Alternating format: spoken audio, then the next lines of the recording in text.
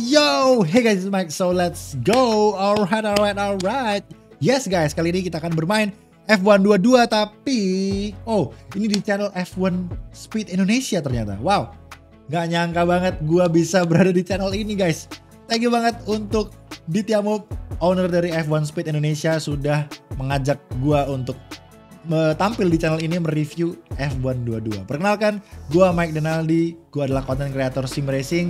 Mostly gua bermain game F1, tapi ya ada game sim racing lainnya sih. But ya, mostly F1. Dan langsung aja kita akan mereview game F1 22. Let's go. Jangan lupa subscribe ke channel gua guys. Let's go. Oke, game F1 22 teman-teman ya. Game bikinan Codemaster yang mana sudah dinaungi atau dipublish sama EA, yang mana EA sudah membeli Codemaster di tahun kemarin, di Februari lebih tepatnya, di tahun 2021. Dan ya sekarang F1 22 sudah ada pengaruh dari EA tentunya. Dan langsung aja kita akan bahas fitur-fitur yang ada di game F1 22 ini. Yang pertama, tentunya kita disajikan dengan mobil yang baru teman-teman. Refreshing untuk kita para penggemar F1 game tentunya, yang mana dari tahun 2018 sampai tahun 2021 itu model mobilnya ya sama gitu-gitu aja teman-teman. Dan di tahun ini walaupun memang masih ada halonya, tapi ada beberapa part mobilnya yang berbeda. Jadi sedikit refreshing teman-teman, seperti front wingnya berbeda, bannya lebih besar, rear wingnya of course berbeda, side podnya berbeda, chassisnya berbeda. Jadi benar-benar semuanya berbeda teman-teman ya. Jadi ini refreshing tentunya untuk kita yang demen main game F1 tentunya ya. Terutama kalian yang baru juga pasti refreshing of course. Dan langsung aja next kita punya juga, nah ini dia dimana fitur yang menurut gue ada pengaruh EA teman-teman ya, yaitu namanya F1 Live. Ini adalah fitur yang mementingkan microtransaction gitu teman-teman ya, dimana kita bisa membuat karakter kita sendiri, yang mana nanti kita bisa modifikasi karakter ini, bisa memakai topi yang keren, kacamata keren, baju yang keren, lalu sepatu yang keren, yang mana barang-barang tersebut bisa kalian dapatkan dengan membelinya dengan microtransaction teman-teman. Dan kalian juga bisa memodif rumah atau apartemen kalian gitu ya, memodif interiornya, kayak sofanya, lemarinya, lampu-lampunya, mejanya, karpetnya, lantainya. Jadi benar-benar bisa kita modif semua, dan itu semua bisa kita beli lagi-lagi dengan microtransaction. Jadi ini kayaknya EA ada andil banget di sini teman-teman. Oke, F1 Live. Kita lanjut, yaitu kita punya yang namanya Supercar. Ini merupakan salah satu yang gua kaget banget waktu gua ngeliat trailernya.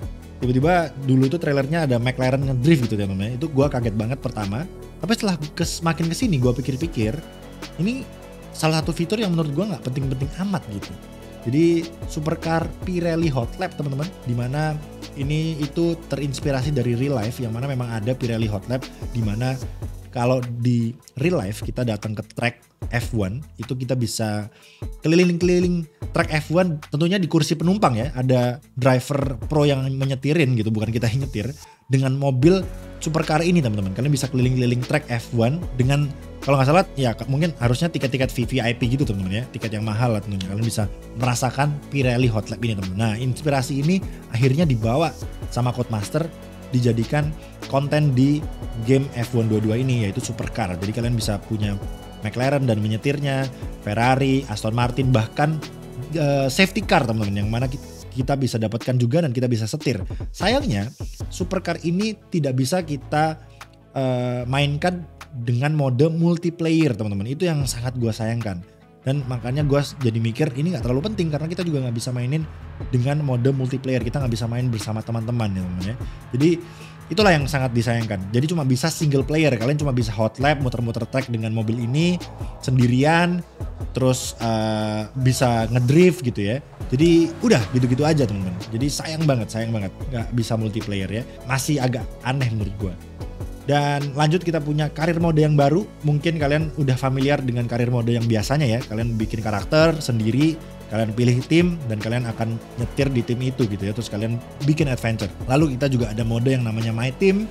Nah yang karir mode baru yang gua maksud itu adalah dimana kalian sekarang bisa menjalankan driver F1 real life. Misalnya kalian mau menjalankan Nicolas Latifi, Lance Stroll, mau jadi Lewis Hamilton, bisa banget teman-teman. Jadi ada senario yang bisa kalian ganti. Jadi misalnya nih, kita ambil contoh Ferrari, Charles Leclerc kemarin di Monaco finish di posisi keempat.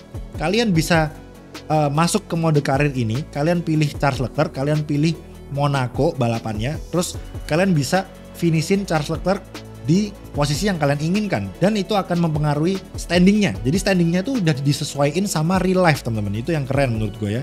Jadi ini tipe karir mode yang baru at least. Jadi selain karir mode biasa My Team, dan kita punya sekarang karir mode menjalankan driver real life. Keren. Lanjut, yaitu kita punya yang namanya Adaptive AI. Apa itu Adaptive AI? Jadi AI-nya itu sekarang udah bisa mikir selayaknya manusia. Ya memang nggak sesempurna manusia teman-teman ya, tapi AI-nya sekarang udah lebih susah. Bisa dive bomb, bisa defense inside, bisa overtake from the outside, bisa lock up, bisa salah, bisa melintir AI-nya. Jadi benar-benar semuanya kayak behaviornya manusia, kayak kita bisa salah gitu teman-teman ya.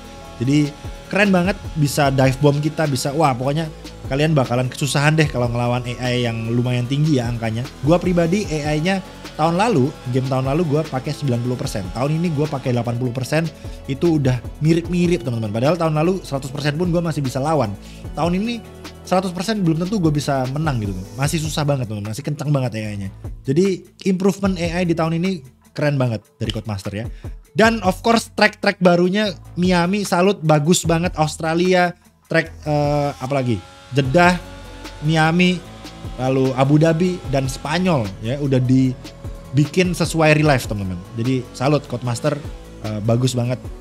Itu gua salut banget, tracknya udah dibikin semirip mungkin sama real life. Memang ada beberapa track yang belum dibikin mirip seperti Spa, tapi ya at least pelan-pelan teman-teman ya. Dan salut gua, udah beberapa track udah dibikin mirip gitu ya.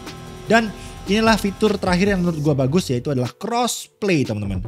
Dimana kita bisa main bareng antar konsol atau platform yang berbeda. Jadi kalau kalian mainnya di PlayStation, mainnya di Xbox, gua mainnya di PC, kita bisa bertemu bareng di lobby yang sama.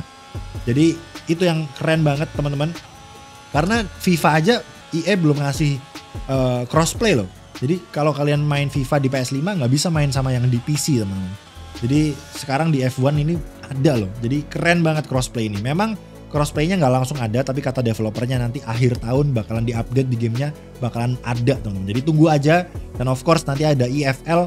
Kalian yang tertarik untuk join EFL, nanti EFL akan mulai di tahun depan awal, Januari akhir gitu teman-teman. Jadi prepare aja kalian yang punyanya di PlayStation, kalian sekarang bisa join EFL teman-teman. Itulah fitur-fitur yang ada di F1 22, dan gue akan mention fitur yang sayang banget gak ada. Pertama yaitu Breaking Point Story, yang mana ada story modenya teman-teman. Itu sayang banget ditiadakan. Lalu Classic Cars F1 Classic Cars teman-teman. Ini fans udah minta berkali-kali, tapi ternyata gak dikabul-kabulin sama Codemaster. Malah Codemaster bikinnya supercar guys, sayang banget. Dan satu lagi mode yang mungkin ini lebih ke ide menurut gue ya, yang harusnya ada, yaitu adalah W Series. Come on, Codemaster bikinin W Series, karena ini series yang udah banyak peminatnya gitu, udah keren. Ayo dong adain W Series. Gue yakin kalau misalnya ada W Series, game ini bakalan punya nilai jual yang lebih tinggi teman-teman. Dengan harga yang ditawarkan, gue yakin W Series tuh sangat worth it gitu. Orang pasti wah ya worth it nih karena ada W Seriesnya gitu. Jadi come on Codemaster, add more values lah to the game, karena harganya sekarang udah lumayan mahal gitu ya. Atau paling nggak minimal mobil F3 deh, F3 gitu ya.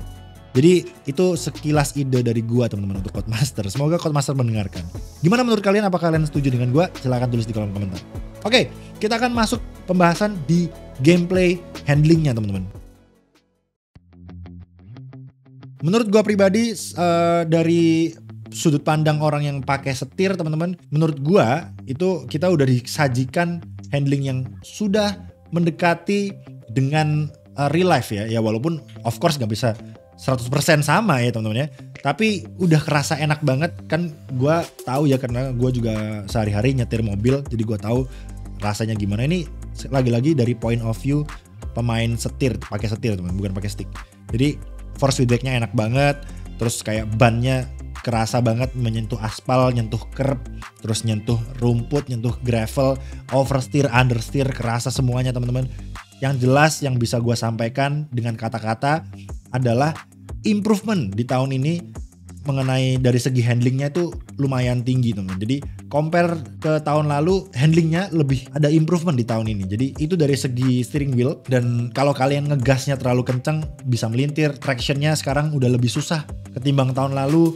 Mau ban lebih gak gampang keluar pit stop masih dingin, gak gampang panas gitu teman-teman. Jadi bener-bener karena bannya sekarang kan ada regulasi baru low temperature, jadi bener-bener udah disamain sama real life teman-teman. Keluar pit stop ban kita dingin gitu ya. Jadi wah keren banget, immersifnya tuh kerasa banget teman-teman.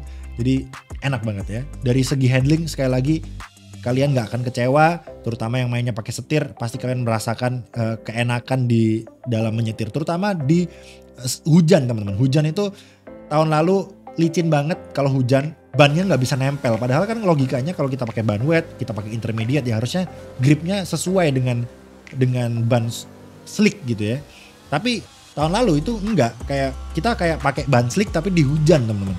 Nah tahun ini itu ban intermediate dan ban wetnya udah lebih enak, lebih ngegrip, lebih masuk akal, lebih make sense gitu guys. Jadi salut banget sekarang Codemaster udah benerin. Itu sangat-sangat kendala banget di tahun lalu soalnya gak enak banget. Tapi tahun ini udah bagus, udah lebih make sense hujannya guys. Sekali lagi kalau yang pakai controller, gue mungkin nggak bisa terlalu bahas banyak kalau controller, tapi kata Ditya Move, owner dari F1 Speed, dia kan pakai controller. Dia destroy gue banget teman-teman. Gue pakai setir, dia pakai controller, dia jauh lebih kencang dari gue, dan dia bilang feelingnya pakai controller jauh lebih enak ketimbang tahun lalu, dia bilang gitu. Jadi gua rasa kalian yang pakai controller nggak akan kecewa juga, kalian bisa adaptasi dengan cukup bagus dan kalian bisa merasakan keimersifan handling F1 itu seperti apa. Terutama kalau kalian punya stick PS5.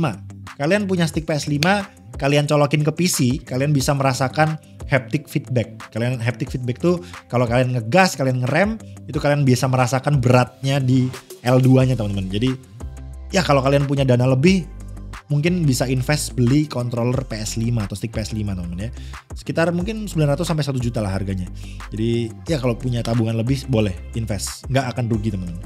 Oke, jadi itu aja yang bisa gue sampaikan in term of handling. Yang jelas bagus banget tahun ini improvementnya. Salut buat Codemaster. Tinggal fitur-fiturnya aja diperjelas ya lain kali. Mungkin jangan disia-siakan ya. W series please.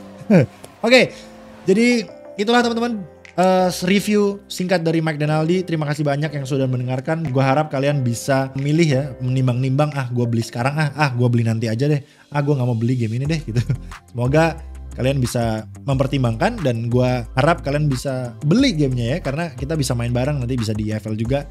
Jadi ya gamenya bagus kok guys, gamenya bagus, kalian gak akan kecewa. Kalau kalian bener-bener fans F1 terutama, wajib beli. Jadi skor dari gue, kalau gue harus kasih skor 8/10 teman-teman. Dan kalau ada W seriesnya gue pasti bisa kasih 10/10 gitu ya. Tapi untuk kali ini 8/10 dulu dari Codemaster.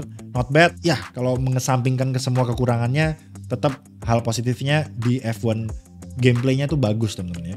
Jadi not bad. F1 22 tahun ini bagus. Apakah kalian membeli game ini? Silahkan kalian tulis di kolom komentar bagaimana menurut kalian tentang game ini. Gue penasaran mendengar pendapat kalian. Tapi sampai di sini dulu review gue. Semoga bisa bermanfaat untuk kalian. Dan ya, terima kasih banyak. Game ini ada di semua platform, PC, PS, Xbox. Kalau di PC harganya di Steam 660.000. Nanti mungkin di platform lain admin F1 Speed Indonesia bisa memberikan editannya. Semoga harganya berapa teman-teman.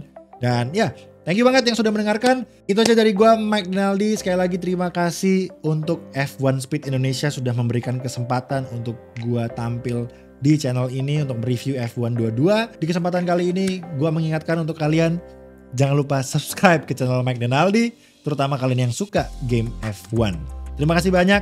Kalau begitu, until next time, see you, peace out guys. Stay safe and keep smile.